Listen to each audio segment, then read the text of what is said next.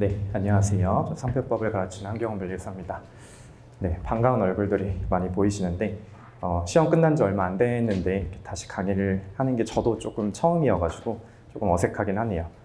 뭔가 갑자기 이렇게 불려오신 느낌이 살짝 있으실 것 같은데 뭐 이따가도 말씀드리고 종종 말씀드리겠지만 그 기득 이제 짝수차를 진입하시는 입장에서 지금 시기부터 뭐 특상비 중에 뭐든지 간에 본격적으로 시작하시는 거는 아마 가장 빠르지 않을까라고 개인적으로 생각합니다. 왜냐면 모든 학원을 통틀어서 제가 제일 먼저 개강을 했기 때문에 여기 앉아 계신 분들은 가장 빠르신 거가 맞고요.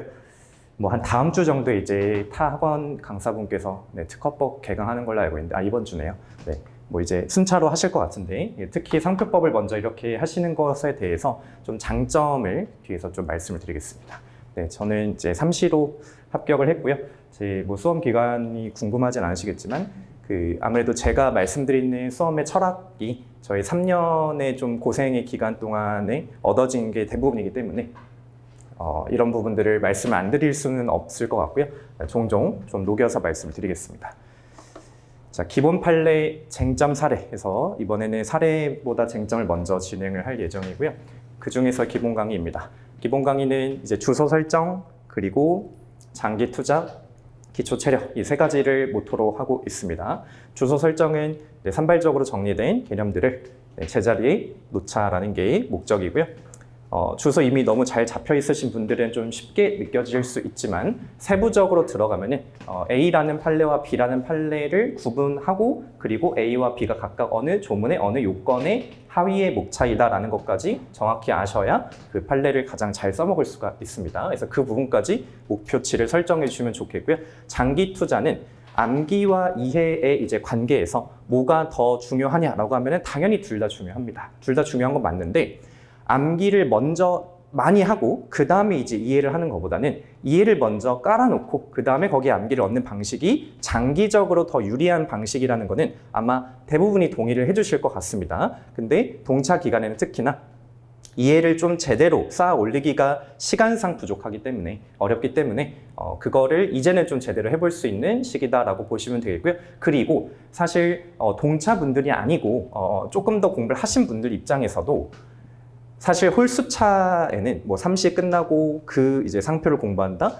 거의 뭐 하루에 한두 시간 공부하기가 힘들기 때문에 제대로 된 이해를 하기가 현실적으로 좀 어려운 게 있습니다. 그래서 지금 아니면은 사실 이 장기 투자라는 부분을 신경 쓰기가 어려워요. 그래서 이 부분에 조금 더 제가 초점을 맞춰서 수업 중엔 최대한 이해를 시켜드리는 쪽으로 수업을 진행을 하겠고요.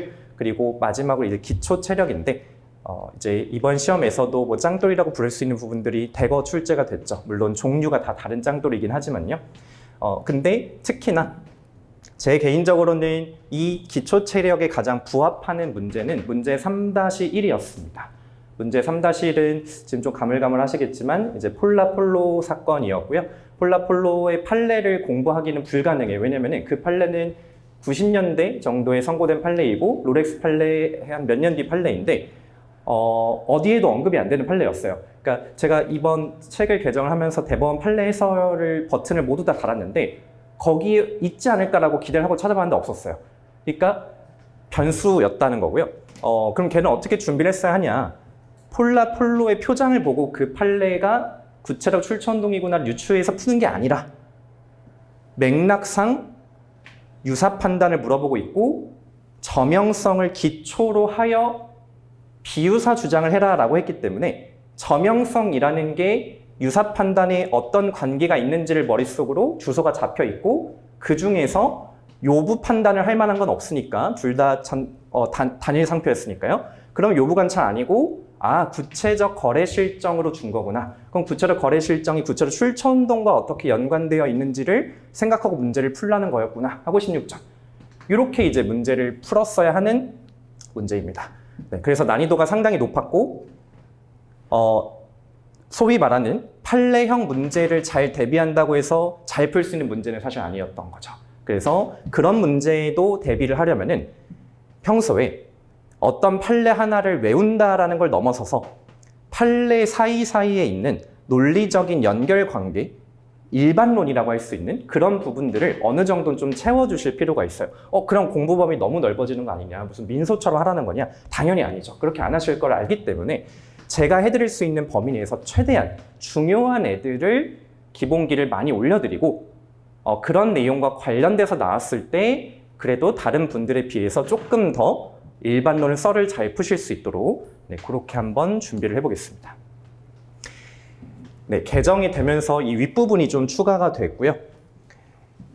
목차 박스는 8개 들어갔습니다. 중요 포인트에만 들어갔고요. 아마 보시면은 전체 맵이 이렇게 그려져 있구나 확인하실 수 있을 거고요. 설명 박스가 70개 들어갔습니다. 판서를 줄이기 위한 게 제일 큰 목적이고 약간의 미감을 좀 올리는 목적도 있습니다. 책이 다 줄글로만 돼 있으면 좀 보기가 싫잖아요. 중간중간에 한번 좀 쉬어가는. 근데 이 쉬어가는 내용이 줄글로 정리 안 된 플러스 알파가 아니고 줄글로 정리된 거를 다른 형태로 한 번 더 정리해 놨다. 이렇게 이해해 주시면 되겠습니다.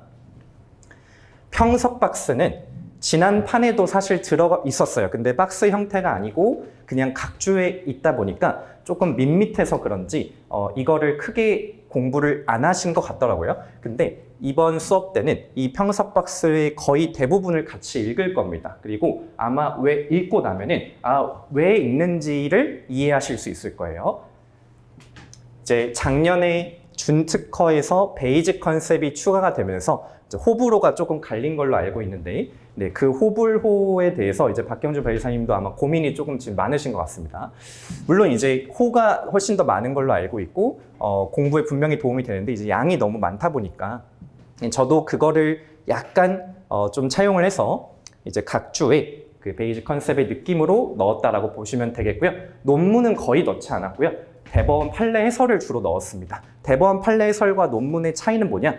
논문은 교수님의 사견일 경우가 꽤 있어요. 그러니까 아직 학설 대립으로서 검증이 안 된 경우가 많다라는 거예요. 특히나 상표법은 교수님의 숫자가 그렇게 많지 않습니다. 네, 그렇다 보니 내가 주장을 하면은 누가 반박을 해줘야 이게 정반 합의되는데 아직 싸우기 전인 단계가 되게 많아요. 그래서 저는 논문 내용에 기초해서 설명을 드리는 걸 최대한 지향하고 있고요. 다만 대법원 판례 해설은 아시는 분들은 아시겠지만 대법관 분들이 직접 판결문을 작성하는 게 아니고요. 재판 연구관 분들이 네, 사실상 판결문을 작성을 하시는데 그분들, 판결문 작성에 관여하셨던 그 재판 연구관 A라는 분이 자기가 사실상 작성한 판례에 대해서 해설을 달아놓는 겁니다. 이거는 법원 도서관, 그러니까 대법원 산하 기구인 법원 도서관에서 공식적으로 편찬되고 발간되는 자료이기 때문에 공신력이 굉장히 높고요. 그리고 뒤에서 이제 여러 번 말씀을 드리겠지만 기출 문제의 한 6에서 70%, 그러니까 기출 문제 중에서 판례형 문제의 6, 70%에 해당하는 정도가 여기서 꼽힌 판례가 출제가 되었습니다. 엄청 적중률이 높은 거죠. 그러니까 웬만한 그 강사분들보다 적중이 높다 이렇게 봐도 무방할 정도로 굉장히 적중률이 높습니다. 그래서 이거는 중요하게 봐주셔야 되고 그 내용들 중에 좀 읽어볼 가치가 있는 것들은 아예 박스로 쳐놨고요. 그렇지 않고 그냥 이 판례는 대법원 판례 해설이 달렸었다라는 사실만 기억해도 좋을 만한 것들은 판례 해설 버튼을 달아놨습니다. 그리고 요건 박스는 작년에 제가 교재 피드백을 받았을 때 많이들 요청을 해주셔가지고 추가를 했고요. 모든 조문의 요건이 들어간 건 아니고 등록 요건과 이제 최소 심판 정도의 조문 아래에 정확히는 안쪽에 이렇게 네모 박스 하나 추가해가지고 두 문자도 붙여놔서 추가를 해놨습니다. 그래서 이렇게 좀 새롭게 들어간 부분들 좀 봐주시면 되겠고요.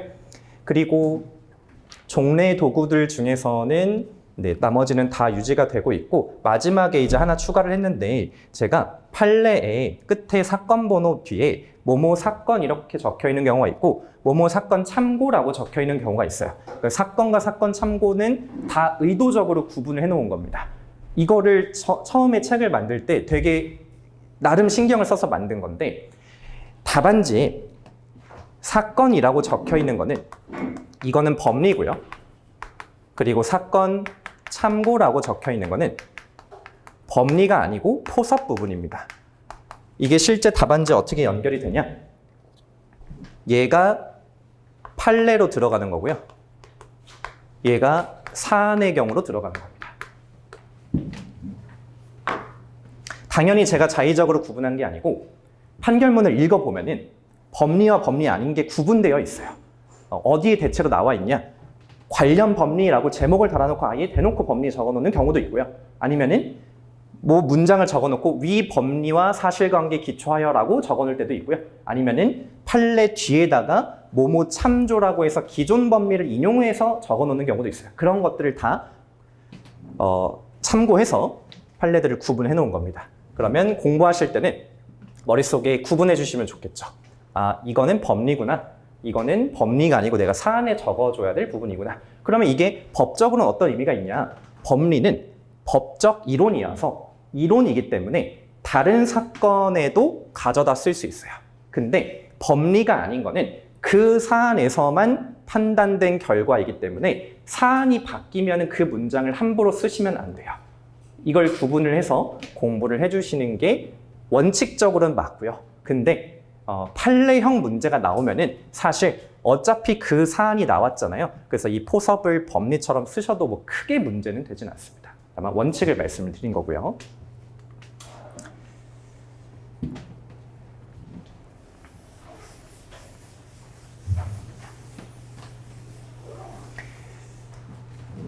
자, 교재의 시기별, 유형별 활용을 머릿말에 좀 정리를 해놨습니다. 이게 글자가 잘 안 보이시는 분들은 책의 머릿말 부분을 봐주시면 되고요. 시기별로 지금 이제 9월 초입인데 이때부터 이제 12월 그리고 2월 GS 시즌 전까지 그 다음에 GS 시즌 이렇게 크게 세 덩어리로 구분해서 좀 정리를 해놨고요.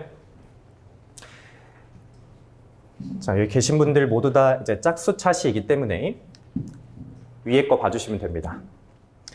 지금은 이제 주소 암기 그리고 모든 쟁점 해독 이 두 가지를 중심으로 해주시면 됩니다. 모든 쟁점과 이제 필수 쟁점은 여기 다음에 나와 정리가 되어 있는데요. 모든 쟁점 일단 다 봐야 된다라는 거고요. 그리고 암기 범위 중에서는 이제 주소 암기를 위주로 해주시면 됩니다. 그리고 이제 12월에서 2월 사이에 이때는 라벨 암기를 조금 더 많이 해주시면 되고요. 그리고 이때는 좀 발췌독 위주로 해주시면 좋아요. 필수 쟁점 회독. 필수 쟁점은 제가 10개를 정해놨는데 그 10개에서 사실 거의 계속 문제가 나와요. 그래서 상표는 특히나 찍어서 공부하는 게 좀 어느 정도는 가능합니다. 물론 작년에 근데 벗어난 거 많지 않냐? 맞아요. 네, 그런 거는 플러스 알파로 대비를 하시고 GS나 이런 것들로 대비를 해주시고 기본기를 잡을 때는 필수 쟁점 위주로 해주시는 시기가 이때 집중적으로 해주시면 되고요. 지금은 그냥 펴바르면서 전체적인 공부를 해주시면 된다. 이렇게 보시면 되겠습니다. 네, 이게 뭐라고 적혀있는지 저도 안 보이네요. 죄송합니다. 머릿말을 좀 보면서 설명을 드리면은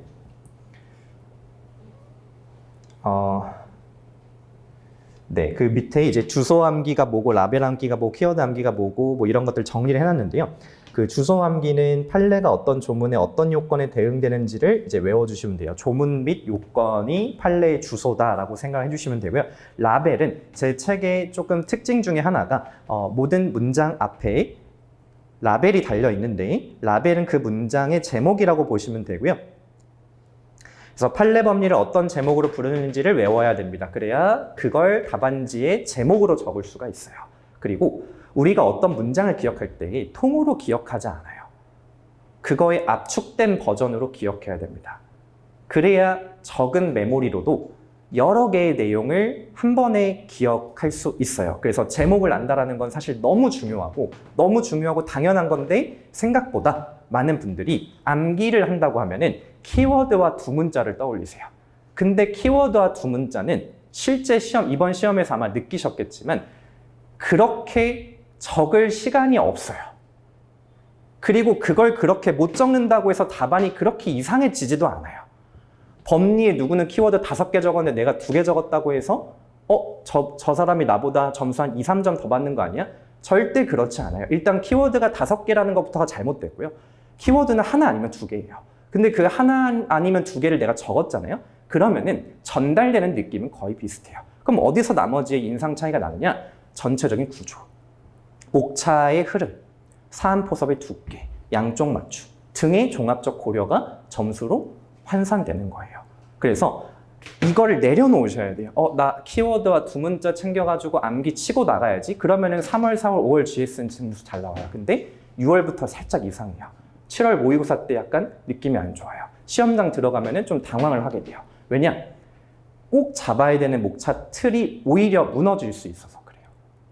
그래서 이 주객전도가 되지 않도록 좀 신경을 써주시는 게 굉장히 중요하고, 어차피 제가 수업 때 계속 말씀을 드릴 거기 때문에 여기 앉아 계시는 한 뭐 중간에 만약에 탈주를 하시면은 그건 제가 어쩔 수가 없습니다. 그러면 이제 근데 어차피 주말에 또 트레이드 런을 진행할 거기 때문에 제가 계속, 그러니까 저의 역할 중에 하나는 그거라고 생각을 해요. 방향성을 잃지 않으시도록 계속 옆에서 이렇게 추를 잡는 거.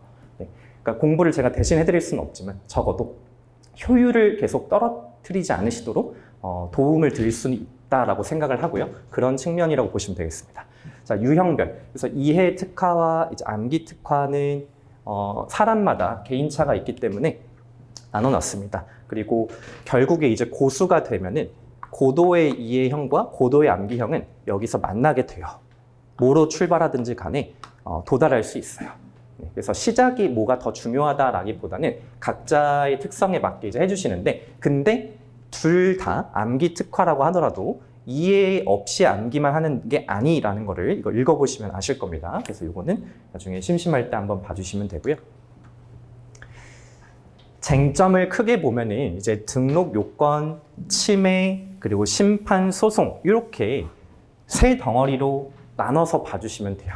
심판, 소송은 사실 거불심이나 무효심판 같은 경우에는 등록 요건의 연장선이고, 심치선도 그거의 연장이잖아요. 권범심도 사실은 침해에 약간 관련 쟁점이잖아요. 그래서 심판 등을 사실 굳이 나눌 필요가 없는데, 이게 왜 들어가야 되냐? 바로 취소심판 때문이에요. 상표법에만 있는 특유한 제도인 취소심판은 등록 자체의 하자가 아니라 등록 이후의 의무 위반에 대한 제재이기 때문에 얘는 등록 요건이랑 전혀 결이 달라요. 그래서 따로 머릿속에 심어주셔야 되고, 왜 이걸 강조드리냐? 119조이랑 3호가 필수 쟁점이기 때문이에요. 거의 매년 빠지지 않고 출제가 되고 있고, 관련 쟁점으로 119조이랑 1호도 중요하기 때문에 심판 등을 이렇게 한 자리 차지할 만한 가치가 있는 애들입니다. 그래서 세 가지라고 봐주시면 되고요. 문답형으로 물어볼 때, 조치형으로 물어볼 때 각각의 쟁점을 잡아야 되는 스타일이 조금 달라지죠. 그래서 그거를 정리를 해놨으니까 이것도 나중에 이제 특히 목차 잡기 하실 때 좀 활용을 해보시면 좋을 것 같습니다. 오른쪽에 필수 쟁점에서 10개 뽑아놨어요. 한번 읽어보시면은 상표적 사용, 상표 유사, 상표 식별력, 33조 1항 3호, 33조 2항, 선출원주의, 여기는 34조 1항 7호, 35조 1항 들어가 있고요. 인식도, 침해, 인식도는 34조 1항 9호, 11조 13호, 그리고 침해 조치까지 들어갑니다. 119조 1항 1호, 119조 1항 3호. 이거 10개 일단은 꽉 잡으시면은 상표법 한 70% 했는데? 라고 생각하셔도 정말 오바가 아닙니다. 그래서 이거를 인지하시는 게 정말 공부에 도움이 되실 거예요. 이거 10개 일단 잡고 가자. 이 책에 80개 포인트가 있어요. 80개 포인트 중에 10개에서 15개 정도 돼요. 그거를 먼저 꽉 잡으시면은 상표 일단은 기본기가 탄탄해집니다. 단계별 공략은 이제 회독별로 별표 3개짜리 포인트와 2개짜리 포인트, 1개짜리 포인트, 0개짜리 포인트를 어느 수준을 봐야 되는지인데, 별표 3개짜리 포인트 옆에 보시면은 2주에 1회독이 가능한 게 이제 가장 이상적이고요. 이런 느낌이면 돼요. 안 보고도 여기 책에 있는 모든 내용을 내가 설명할 수 있는 정도. 공부의 궁극의 단계는 말 또는 글로써 타인에게 설명해 줄 수 있는 상태예요. 언어를 배울 때 제일 좋은 게 연애를 하라고 하잖아요. 공부할 때 제일 좋은 거는 말하는 거예요. 남한테 설명해 주는 거. 이걸 모르는 사람, 문외한인 누구든 상관없어요. 그냥 데려다 놓고, 자, 들어봐. 이 포인트에 이게 핵심 주제고, 이러이러한 구조가 짜여 있고, 여기 이 판례는 무슨 의미냐면은 이 판례 주제가 뭐고, 키워드가 뭐고, 그래서 여기 결론이 이래. 이거를 다 말할 수 있으면 돼요. 그러면은 10개잖아요, 10개. 이 10개의 주제에 대해서 이런 수준까지를 목표로 한번 해주시면은 솔직히 12월이나 1월까지 그것만 돼도요. 그냥 고수입니다. 네. 상표는 고수가 되는 게 그렇게 막 먼 길이 아니에요. 특허 민소는 좀 많이 해야 되잖아요. 근데 상표는 그렇진 않아요. 왜냐면 다들 적게 하기 때문에. 네. 그래서 조금만 더 잘하면 됩니다. 근데 조금만 더 잘할 때 막 34조 1항 뭐 1호, 3호 이제 이런 거 암기하지 마시고 필수 쟁점을 공부를 하시라는 거예요. 이거. 자, 이해는 이제 최대한 수업으로 제가 열심히 설명을 해보겠습니다. 그리고 최대한 이해를 해주시고요. 그리고 판서 양을 올해 줄이기 위해서 70개 설명 박스를 넣었기 때문에 비교적 수업 설명에 좀 더 집중을 하실 수 있을 것 같고요. 암기는 네, 복습으로 최대한 해결을 해주시면 되겠습니다. 그래서 내용 이해, 주로 조문의 취지가 왜 이러한지, 그리고 판례가 논리적으로 근거로 삼고 있는 내용이 뭔지, 그리고 왜 그게 근거인지, 이거를 암기하는 것과 이해하는 건 정말 다른 관점이에요. 그러니까 암기는 막 넣어야 돼요. 근데 이해는 느껴야 돼요. 아, 그렇구나, 그렇구나. 근데 문제가 이해는 휘발이 너무 잘 돼요. 그냥 듣고 나서 아, 그치 하고서 좀 지나 보면은 왜 그게 취지였지 그 느낌이 사라지는 경우가 있어요. 그래서 복습을 하실 때도 이런 거 위주로 해주셔야 돼요.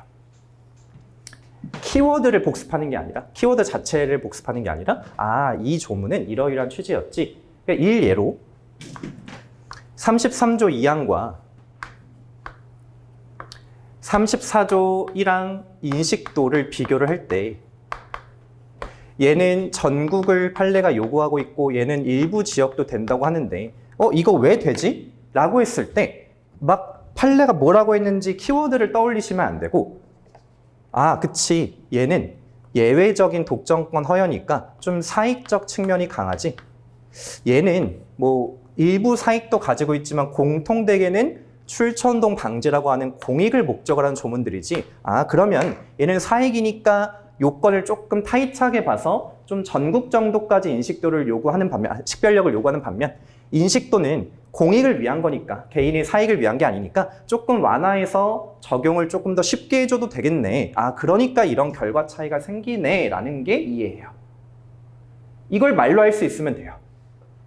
근데 되게 어려운 게 아니잖아요. 결과만 보시면은 전국 일부 사익 공익 이거를 암기를 한다고 생각을 해보세요. 그러면 암기는 돼요. 근데 나중에 돼서 이거를 만약에 내가 쓰려고 하면은 이런 설명이 나오지 않는다는 거예요. 그 중간에 연결되는 맥락들이 있잖아요. 그게 나한테 좀 다가와야 돼요. 복습은 주로 이제 주소 암기와 라벨 암기인데 이게 12월 정도까지는 주로 주소만 사실 암기하셔도 충분히 잘 하고 계신 거고 라벨 암기까지 더 잘 해주시면 물론 더 좋고요. 키워드 암기는 그 나중에 문제입니다. 네, 제가 이런 공부 방법, 생활 방법 이런 거를 수업 중에도 많이 말씀을 드리긴 했어서 좀 지겨우실 것 같긴 한데 그래도 네, 첫날이니까 한 번만 하겠습니다. 아, 물론 이후에도 또 할 거긴 한데 이렇게 모아놓고는 한 번만 하겠습니다. 자, 공부 방법보다 중요한 건 생활 방법이다. 제가 요새 밀고 있는 모토예요. 공부 방법이라고 하면은 뭐 암기를 어떻게 하면 좋나요? 뭐 회독할 때 뭐를 보면 좋을까요? 아니면은 일주일에 몇 시간 뭐 공부하면 좋을까? 이런 것들이 이제 공부 방법이라고 한다면은 생활 방법은 그거보다 조금 더 공부와 이제 분리되어 있는 내 하루 자체, 내 일주일, 내 2주일 자체라고 보시면 돼요. 최고의 하루를 보내기보다 내가 이번 주에 순공 15시간 하루 찍었어. 근데 한 이틀 슬럼프에 빠지는 거예요. 너무 지쳐서. 그거보다는 적당히 괜찮은 매일을 보내는 게 훨씬 좋습니다. 주 6일 10시간 하는 사람이 이게 한두 달 지나 보면은 이겨요. 자, 그리고 딱 하루만 실패하기. 이거는 이제 루틴 아니면은 자기계발 이런 관련된 서적들에서 굉장히 많이 언급되고 있는 내용인데 루틴을 유지할 때 2일 이상을 휴식을 하거나 그 반복을 중단하면은 루틴이 깨진대요. 운동도 그렇고 다이어트도 그렇고 아침 기상도 그렇고 뭐든지 간에 내가 세운 목표가 있을 때 그게 이틀 연속이 공백이 생기면은 루틴이 깨진대요. 그래서 딱 하루까지만 실패가 허용된다라고 보시면 돼요. 하루는 괜찮아요. 하루 하고 다시 돌아가면 돼요. 세 번째는 이건 호불호가 좀 갈리긴 하는 것 같아요. 저는 근데 꼭 해야 된다고 개인적으로 생각을 합니다. 순공 시간을 체크를 해야 돼요. 순공 시간을 무조건 많이 하세요가 아니에요. 체크하는 게 핵심이에요. 체크. 내가 알고 있어야 돼요. 그래서 민소 시간에 상표가 생각이 나도 이거는 순공이 아닌 거예요. 민소를 내가 하기로 정해놓은 시간이 있어요. 그리고 나는 지금 민소 순공 시간을 카운트하고 있어요. 근데 다른 과목 생각을 했다, 급할래 갑자기 떠올랐다, 그것도 딴 생각을 한 거고, 그럼 순공에서 빼셔야 된다는 거예요. 그 정도로 좀 세밀하게 체크를 해주셔야 되고요. 그리고 이제 쉬는 장소와 공부하는 장소를 나누시는 게 좋습니다. 이거는 그렇게 하게 되면은 내 공부하는 장소에 가면 내 뇌가 공부 모드로 바뀌면서 서로 이제 연동이 되는 내 몸을 컨트롤해서 내 정신을 집중시키는 되게 좀 손쉬운 방법이라고 얘도 잘 알려져 있는 방법이에요. 그래서 한번 실천해 보시면 좋겠고요. 네, 가끔 이제 집에서 하시는 분들이 있어요. 저도 요새 재택을 좀 많이 하는데 바로 뒤에 침대가 있거든요. 그래서 최대한 일단 쳐다보면 안 되고 좀 더 극단적인 방법으로는 간이 그 커튼을 설치하는 것도 좋은 방법이에요. 이거는 이제 합격자분 중에 한 분에게 제가 좀 추천을 드렸고 실제로 효과가 있었던 방법인데 이렇게 이동식 커튼이 있잖아요. 그래서 책상 뒤에다 이렇게 막아요. 가림막을. 그리고 그 열고 들어가면은 약간 독서실 1인실 온 것 같은 느낌으로 그 공간에 들어가는 거예요. 그래서 그 커튼 밖을 나오면은 다시 나의 휴식 공간. 이렇게 공간을 분리해 보는 거 한번 해보시면 좋을 것 같고요. 그리고 가장 강조드리고 싶은 부분은 강도보다는 횟수가 중요합니다. 그래서 무조건 여러 번 덧바르는 공부를 해야 돼요.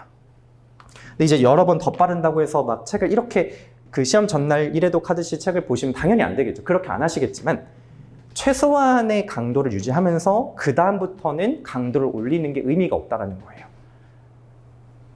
많은 분들이 특히 이 시기에 어떤 공부를 하시냐면은 근본미 있는 공부를 많이 하세요. 두꺼운 책을 하나 사셔가지고 또는 가끔 교수저를 보시는 분들이 있어요. 막 논문을 찾아보시는 분들이 있어요. 그러면서 막 천천히 음미를 해요, 내용을. 그건 좋아요. 그거 자체는 좋을 수 있는데 그렇게 하는데 회독이 한 달이나 막 2달이 걸려요. 한 과목을 보는데. 그러면 그게 이제 효과가 나타나려면 여러 번 봐야 되잖아요.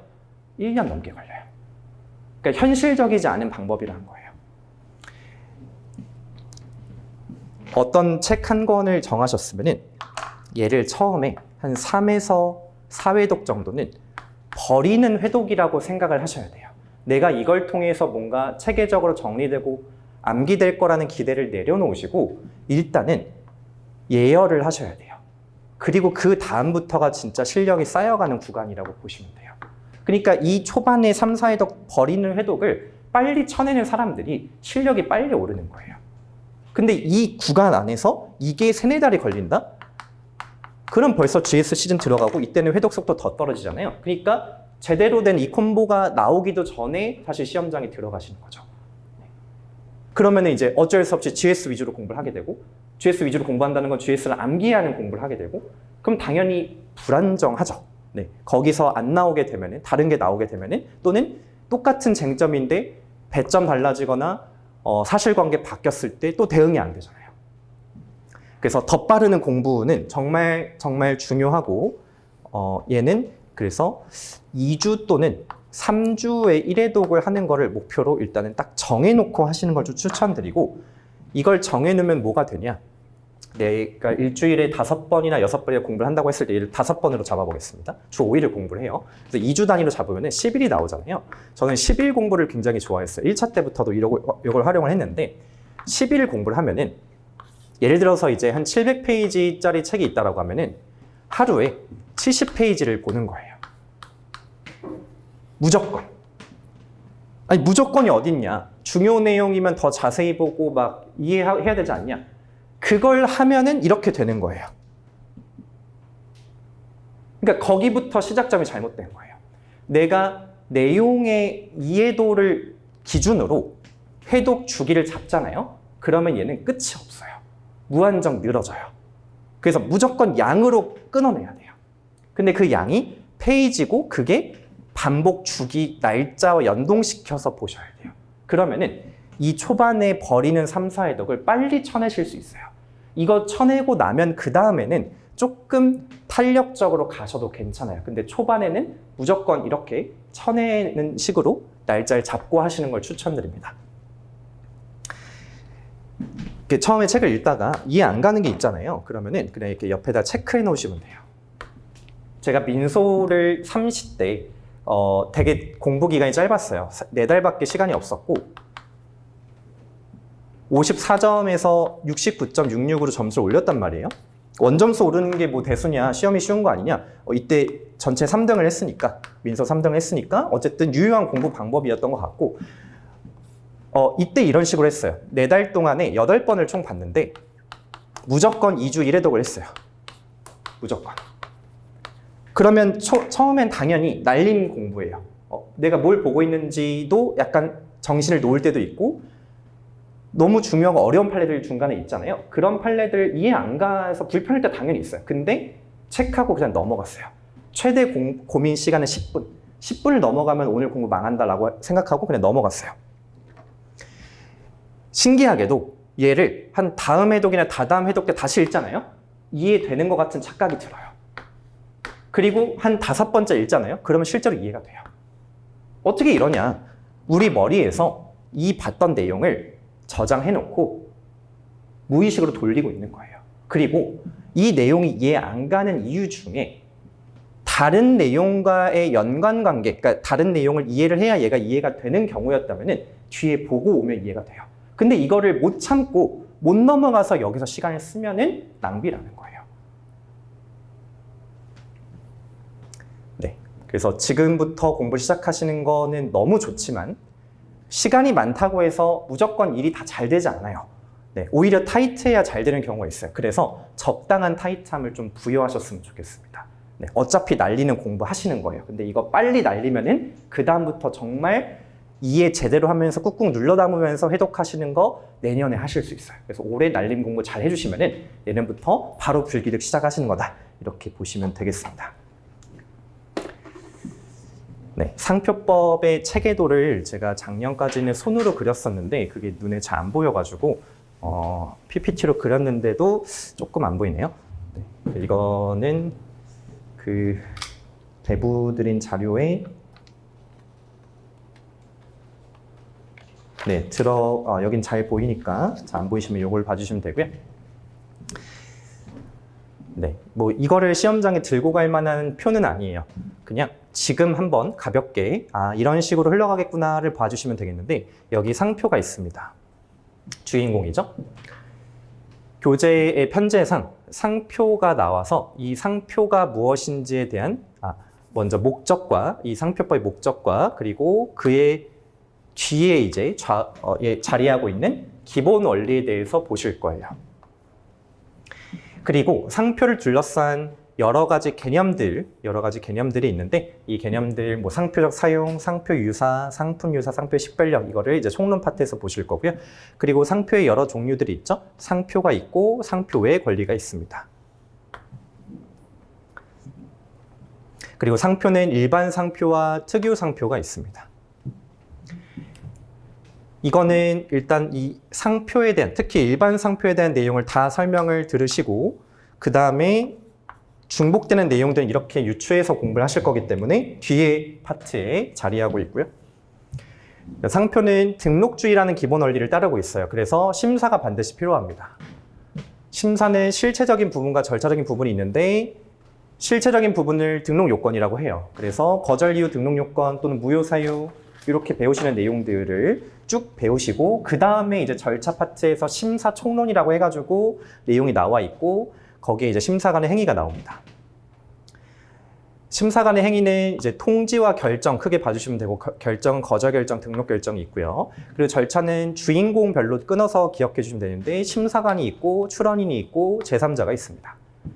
출원인의 행위는 이익제도라고 부르는 그 여러 가지 보정, 분할, 뭐 변경 이런 애들이에요. 네, 제3자의 행위는 이제 이의신청과 정보 제공이 있고요. 자, 등록 결정이 내려지면은 등록료 납부하면은 이제 설정 등록이 이루어집니다. 설정 등록이 이루어지면 상표권이라고 하는 권리가 발생하게 되고요. 상표권은 권리이기 때문에 권리는 항상 변동과 내용으로 목차를 끊어서 보시면 되고요. 변동은 발생, 변경, 소멸 세 가지의 항목이 있습니다. 발생은 설정 등록 요 내용이고요. 그 소멸은 뭐 무효 심판, 취소 심판, 존속 기간 만료 등등이 있고요.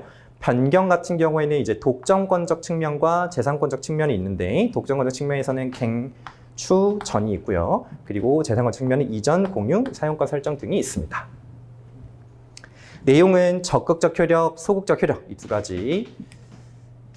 자, 그리고 상표권 나오면은 상표권자 보호가 또 중요하잖아요. 보호라고 하면 이제 침해를 먼저 판단해야 되니까 유보상 정제남, 그리고 침해에 대한 민형사상 기타 조치 이렇게 흘러가고요. 그리고 상표권 의무 위반했을 때 이제 취소 심판 이렇게 별도 쟁점이 나와 있습니다. 그리고 이 심사와 관련해서 이제 파생 쟁점이 이제 심판이 있고 심판 중에는 이제 거불심과 무효 심판이 있는데 이거는 두 개 다 등록주의의 이제 보완이라고 보시면 될 것 같아요. 거불심 같은 경우에는 심사의 연장이고요. 무효 심판은 하자 있는 권리를 간과 등록했을 때 등록주의를 보완해주는 제도. 그래서 둘 다 등록 요건과 관련돼 있는 제도들이죠. 그래서 취소 심판과 결이 다르다라고 말씀을 드린 거고요. 심사의 이제 좀 예외적인 내용으로서 이제 국제 출원 내용이 있습니다. 이렇게 전체적인 내용이 구성이 되어 있고요. 자, 한번 책에 오셔서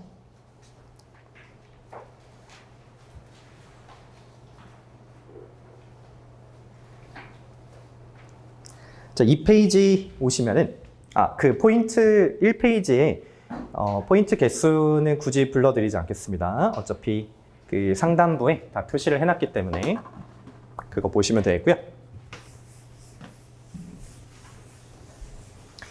얘는 포인트 01은 별표 1개짜리입니다.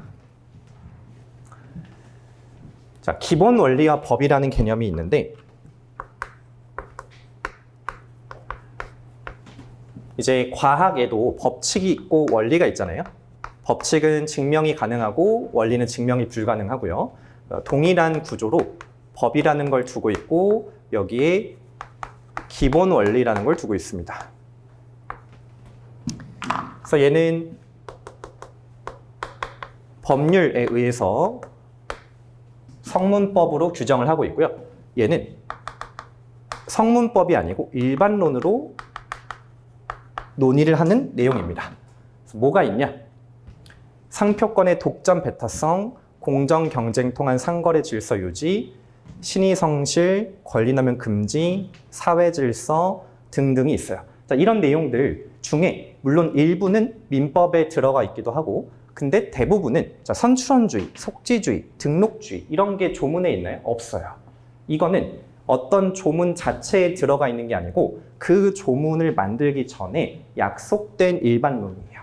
이 약속된 일반론들에 대한 개념을 암기까지는 하실 필요는 없지만 이 중에서 특히 그래도 기억하셔야 되는 게 딱 한 가지가 있어요. 바로 식별력 있는 상표만이 상표로서 기능을 발휘한다. 자, 이거를 명제 관계로 바꿔서 표현을 하면은 식별력이 없으면 기능 발휘를 할 수 없다입니다.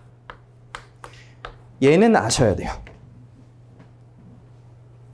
다른 거는 사실 특허나 디자인이나 다 비슷해요. 어차피 산업재산권법이고 산업재산권법은 민법의 기초를 두고 있고 따라서 민법의 기본 원리와 산재법의 기본 원리가 다 그냥 들어가 있어요. 근데 플러스 알파로 있는 게 첫 번째 공정 경쟁 유지, 상거래 질서 유지 이거는 이제 경업질서법이니까 들어가는 플러스 알파이고 그건 너무 일반론이니까 그걸 외우실 필요는 없고요. 얘는 외우셔야 돼요. 식별력이 없으면 기능 발휘할 수 없다.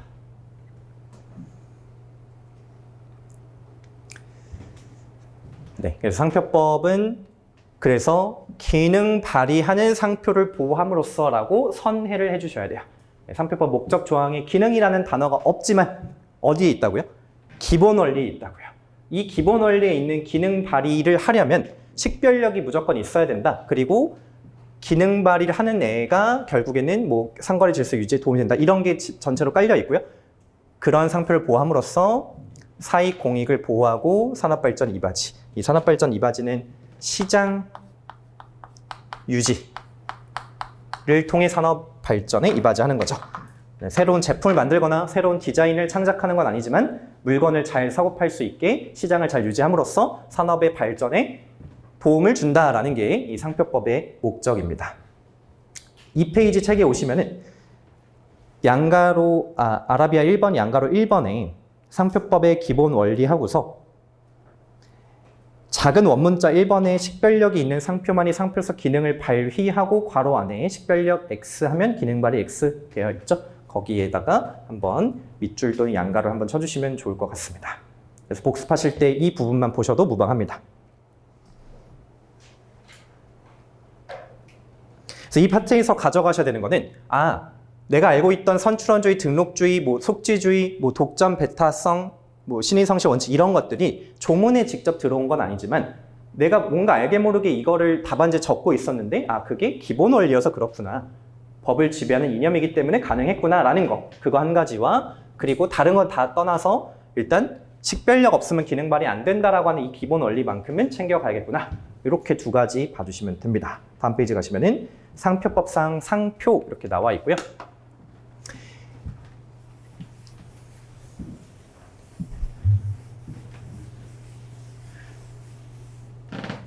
조문에 정의가 나와 있는 그 조문이 나오면은 분설해서 요소를 쪼개가지고 바라봐 주시면 돼요. 상표는 구성 요소가 4가지다 이렇게 보시면 되고 상품, 자타상품 식별 위하여, 사용, 표자. 자, 그리고 상품이라는 거는 따로 정의 규정을 두고 있지 않고 판례가 얘기를 해주고 있죠. 교환 가치를 가지고 독립된 상거래 목적이 되는 물품. 네, 이거는 좀 암기를 해주셔야 되는데 교독 상목물 이렇게 암기를 해주시면 되고요. 그리고 이 상품이 상품으로서 인정되기 위해서는 상품성이라는 게 있어야 돼요. 상품성. 그 상품성이 있으려면은 뭐가 충족돼야 되느냐? 독립성이 있으면 된다라는 게 검토의 내용입니다. 독립성이 있으면 된다. 얘가 있으면은 상품성이 인정된다. 그럼 독립성의 유무는 어떻게 판단하느냐? 이 5개를 가지고 판단을 한다. 그럼 이 5개를 뭐라고 부르냐면은 고려 요소라고 불러요.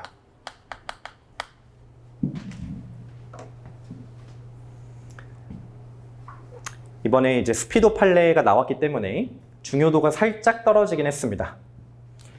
상품이 아닌 경우 광매물, 음식점의 음식물 이런 거는 상품성이 이제 결여된 예시들이고요. 암기해서 문제 푸시면 되는데 답안지에다가 검토를 하거나 사안포섭 하실 때 이제 이런 표현을 써주시면은 플러스 알파가 되겠죠. 책에 오셔서 상표법상 상표 양가로 1번에 상표의 정의 넘어가고요. 양가로 2번에 구성 요건, 반가로 1번에 상품, 원문자 1번에 상품의 정의 옆에 읽어보시면은 상품이란 그 자체가 교환가치, 독립, 상거래, 목적물, 물품 거기에 이제 위에 그 짝대기를 하나 넣었습니다. 2문자고요. 2문자를 넣어달라는 요청이 좀 많으셔가지고 고민을 하다가 너무 크게 넣으면은 약간 돌이킬 수가 없어가지고 되게 소심하게 좀 넣었어요. 네. 그리고 제가 2문자를 넣은 거는 진짜 외워야 되는 애들이고요.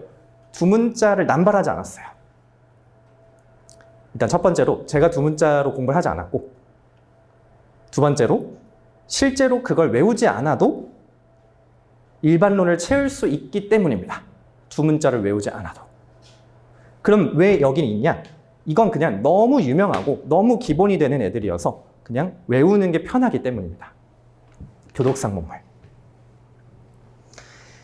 3번 내려오시면은 상품의 구성요소와 성립요건. 구성요소에는 독립성, 교환가치성, 유상성, 유통성, 양산성, 유체물성이 있으며 독립성은 독립적이어야 된다. 교환가치는 교환가치가 있어야 된다. 유상성은 대가를 지급해야 된다. 유통성은 유통이 가능해야 된다. 양산성은 대량 생산이 가능해야 된다. 유체물성은 무체물이 아니어야 된다. 이런 말이에요. 네, 용어 자체의 의미가 들어있고요. 그 중에서 마지막에 독립성은 상품의 성립요건이다. 성립요건이라는 말은 다른 거 다 필요 없고 걔만 있으면 충족된다는 말이에요. 고려 요소라는 말은 종합적으로 고려된다는 말이에요. 두 개의 지위가 다르죠. 소송법으로 치면은 성립 요건은 주요 사실에 대응되는 개념이고요. 나머지는 간접 사실이라고 보시면 되겠습니다. 네, 4번의 광매물, 이거는 뒤에 상표적 사용 넘어가서 보겠고요. 5번 음식물이에요. 음식점 등에서 제공되는 음식물은 유통성과 양산성이 없어서. 그래서 이거를 한번 머릿속으로 잡아보시는 거예요. 아, 유통성과 양산성이 없구나. 그럼 결론이 뭐죠? 그 나머지는 있을 수 있잖아요. 나머지는. 근데 나머지가 설령 있다고 치더라도 이게 없어서 판례는 결론을 상품성 없음으로 내리고 있어요. 그럼 중간에 거쳐가 된 논리가 독립성이 없으므로 상품성이 없다 라고 답안지에 써주시면 된다는 거예요. 사안포섭을 해주실 때요. 그러나 음식물은 좀 특이 케이스인 게 음식물 이렇게 접시에다가 음식물을 제공했을 때 이거 자체가 상품은 아니기 때문에 얘에 대한 사용은 아니에요. 그러나 항상 체크해 주셔야 되는 게 이거를 제공하는 행위 자체를 서비스로 볼 수 있고 애에 대한 사용은 인정될 여지가 있다라는 겁니다. 무조건 된다는 아니고 될 수도 있다. 그래서 이거를 목차를 쪼개서 사안포섭을 해주시는 게 핵심이에요. 올해 수피도 나왔으니까 판촉물 나왔으니까 이제 음식물이 약간 남아있는 주쟁점일 것 같아요. 그래서 음식물을 조금 더 중요하게 봐주시면 좋을 것 같고요. 6번에 상품의 성격을 고려하냐 넘어가시고요. 그 다음에 나머지 3가지 요건이 있잖아요. 자타, 산품, 식별 위하여 이거는 주의적인 규정이라고 보고요. 사용, 이건 2조이랑 11호를 말하는 거고요. 표장은 그냥 표장의 정의 규정 2조이랑 2호를 말하는 겁니다. 네, 여기까지 보시고 잠시 쉬었다가 10시 반부터 이어나가도록 하겠습니다.